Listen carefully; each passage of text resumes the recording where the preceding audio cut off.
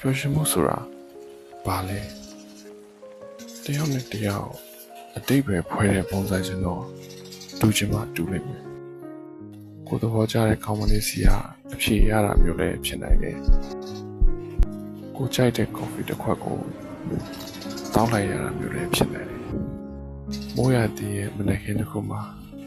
အေးဆေးလေးထိုင်ပြီးတော့ breakfast စားလိုက်ရတာမျိုးလည်းဖြစ်နိုင်တာပဲတခြားသူတွေတက်ပျော်ရွှင်မှုကနောက်တစ်ယောက်တခြားသူတစ်ယောက်ပေါ်မူတည်နေပြီးတော့တချို့လူတွေရဲ့ပျော်ရွှင်မှုကတော့သူ့ပေါ်မှာမူတည်ပဲနဲ့ကိုတစ်ယောက်တည်းနေရာချင်းကပျော်ရွှင်မှုလည်းဖြစ်နိုင်တယ်ပျော်ရွှင်မှုအတွက်တစ်ခုခုနောက်ကိုပြေးပြီးလိုက်ရှာနေရရင်ဒါပျော်ရွှင်မှုအစ်စ်တော့မဟုတ်ဘူးလို့ကျွန်တော်ထင်တယ်ပျော်ရဲဆိုတာ